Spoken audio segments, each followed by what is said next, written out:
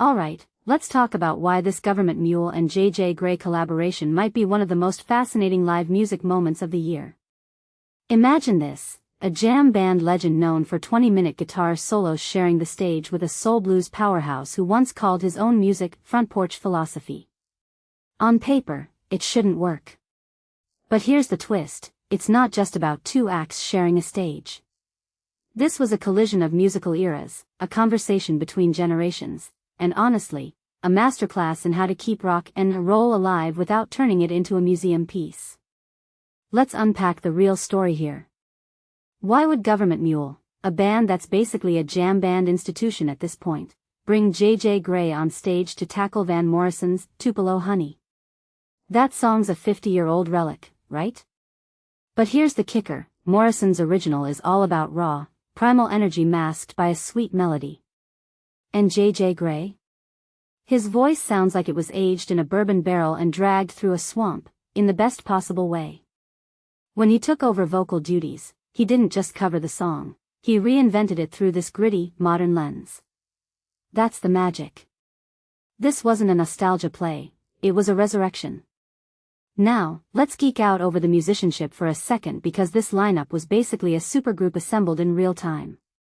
You've got Todd Smallie, a bassist who's played with Derek Trucks, locking in with Gov't Mule's rhythm section.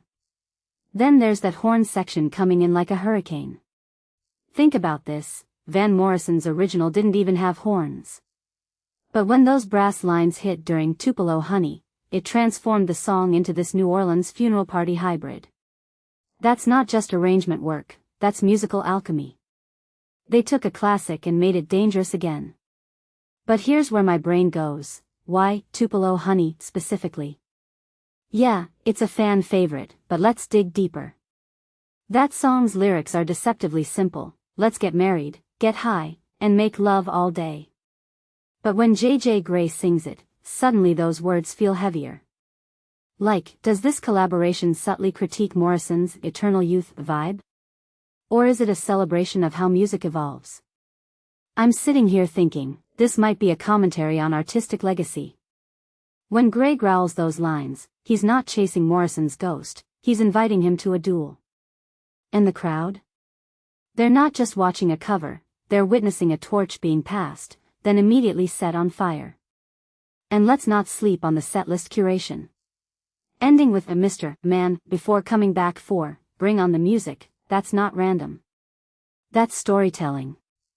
The first is this gritty, bluesy strut, the latter is a spiritual journey disguised as a jam song. It's like they structured the encore to take the audience from a back-alley poker game to a church service. But here's the thing, when you watch these guys play, you realize the real magic isn't in the songs themselves. It's in the spaces between the notes. The way Haynes' guitar screams while Grey's harmonica answers back.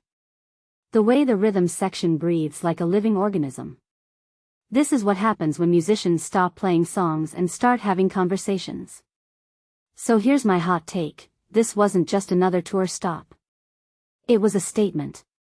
In an era where live music is either hyper-polished or chaotic festival energy, Gov't Mule and JJ Grey reminded us that the best shows are alchemy, part skill, part chaos, and 100% human connection. And honestly, that's why I'll be watching the next night's setlist like a hawk. Because moments like this don't just make you appreciate the music, they make you believe in the future of live performance all over again.